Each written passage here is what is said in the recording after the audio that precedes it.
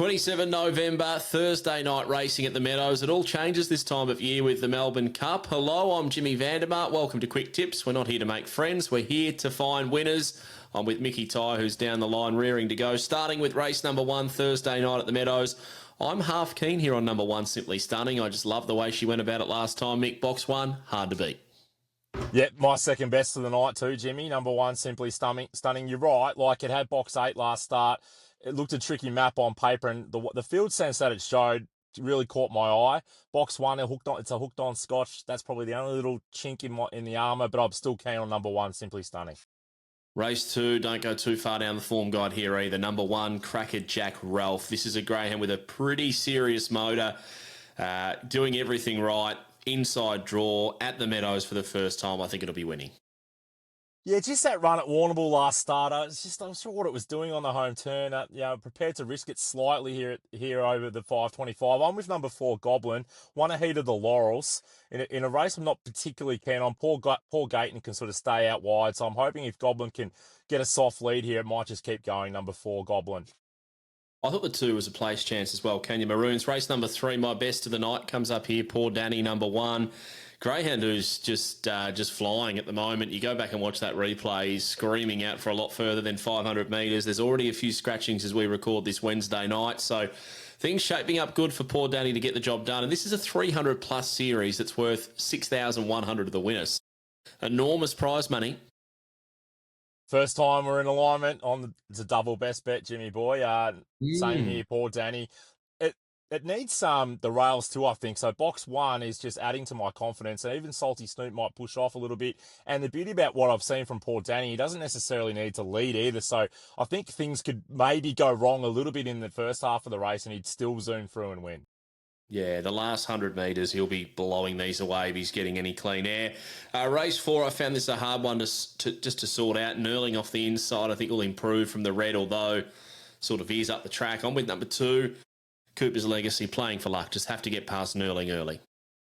I wouldn't have picked this, but I'm also with Cooper's Legacy. I'm shocked, actually. I thought, there's no way Jimmy will pick this, but never found the rail at all last start somehow, even with his sort of back mark type pattern. The run caught my eye. He's a frustrating dog to follow, but I'm happy to be on here from box 2. I think the gaps could keep opening up for him. I'm almost hoping Knurling steps, because Knurling can step time to time. Either that or really bomb it, but if they bomb it together, they might run into each other. Race 5, I like Tara's Lily. I thought her run was good last week. Mapunga Lily's the greyhound that if she gets the start right, might be able to zoom to the front with decent 500 and 600 metre form. They're still working out what to do with her, but yeah, I'm with Tara's Lily. I thought her placing last week was good. Not lining up on this one. I'm with number 1, Irish Nikki. She's probably the definition of not one of mine, to be honest. But just with poor Hellion likely to walk out, Tara's Lily probably more miss than hit. If Irish Nikki can just get that early lead, get to the crown of the track at full momentum, and hold on and win. Bebop Jazz for me. Race number 6, a dog that in the post-race chat, I think they said if she had been a couple of runs further forward, they would have been trying to get her up for a Melbourne Cup. I think they did, going through a prelude anyway, but clearly, if she's got that type of opinion, or they've got an opinion like that of her, she should be very hard to beat in a race like this. Yeah, she could explode sort of third up tonight. I was just a little bit worried about getting around Vilma Bale, so I keep coming back to Gold Class Cool. Is it the best greyhound in the race? No, but it's mapped well. 2 from 2 from box 1 in its career. And I just think if the accounts manager can shift off the track, this Gold Class Cool could run a real cheeky race here. One of those ones I'm not really sure if it's going to be closer to $5 or closer to $15, but I'm happy to find out. Number 1, Gold Class Cool.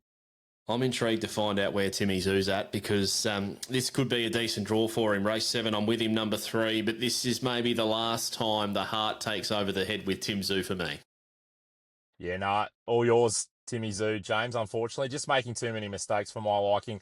Speaking of mistakes, Stomping's been making a few lately too, but that's my top selection in a race I'm not that real keen on. Most of these could win without shocking. Race 8, I thought it was a race where you could probably have a 2-pronged attack play, Hot Nanu and Traumatise. I think Traumatise was a forgive run in the heat of the Melbourne Cup from the pink. He was starting to march forward, just got posted at the first corner. Clearly, he seems to go better at the Meadows, although his form at Sandown's outstanding as well. And I reckon there's a bit of a murmur suggesting that he could be the awesome Lodge rep potentially for a Phoenix. Obviously, Zipper on Time's the other one jostling for that spot. So there's a bit riding on what Traumatise does, and in a race like this, I think he might just go bang.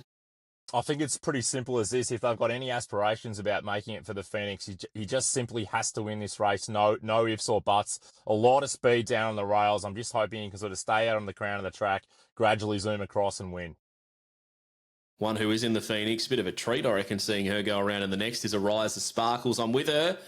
She's going to have to be spot on, though, to beat Colac Kid. If he steps and even lobs on her tail, it could be a really, really good race for a stock standard Thursday night Metro meeting. Literally verbatim what I was going to say, James. I've got nothing else to add there. I'm also with Horizon Sparkles, but yeah, just a note to say I cannot catch Colac Kid the last few starts, so it'll probably explode out and win now that we're both on number 4, Horizon Sparkles. And closer to the inside, I think the big plus for Colac Kid. Race 10, I'm with one Poor Toronto. I reckon Winter Goes will spear the leads, has been doing that since she joined Christar Mannon's kennel. And Rec James will sort of veer up the track just a little bit when the pressure goes on early, and maybe Poor Toronto gets a chance to accelerate. Not a great beginner, but a greyhound that's chock full of momentum early.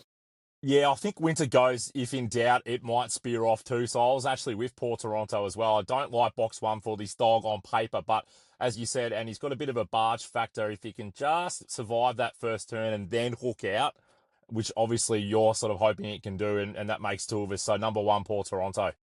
Was big 3 starts ago. What about race 11? I'm with one Canyat Diversion. I think this greyhound's just starting to build in the right way. Not a quick beginner, but if he can hold a place in a race that's clearly void of speed, he will be hitting the line, and he could lob a little bit closer from the gun draw as well. Yeah, you said it well, void of speed. It's a race I really couldn't partake for a win bet. I'm happy to have a place play here just on number 2, Twisted Fantasy. He's sort of half waiting for him, and he gives a bit of a kick late, and that just the insurance of running a drum here, I'm happy with that. Race 12 last 10:39 on a Thursday night. I'm with number 2, Canyat Jump, and I think it's a poignant name because I think if it steps in this, it's a race that it's going to get a beautiful run. The 3 and 4, they're not going to hassle the check early, and I think the red just about leads Delicious. So I like the draw of number 2, Canyat Jump, and I think it might just tuck into a nice place early. Yeah, she's burned me a few times, James. I don't think I can go to her again, unfortunately. But I'm with number 3, Kiwi Henry. Again, just a tiny win bet and more the place here. I just don't trust him enough in the first half of the race. But if he gets out in that space, again, just with some insurance of it running a drum here, even if it's $1.50, $1.60, I'll be happy to get some beer money out of it. Beer money, I like that. My best, race 3, number 1, Poor Danny, your best? Yeah, Poor Danny as well. Nice. Simple as that. Well, that was quick tips for 27th November Meadows. Good luck, happy punting. Keep an eye on the Phoenix Flight Path out next week. And, of course, the Melbourne Cup ep out as well. What are you really gambling with? For free and confidential support, call 1800 858 858 or visit gamblinghelponline.org.au.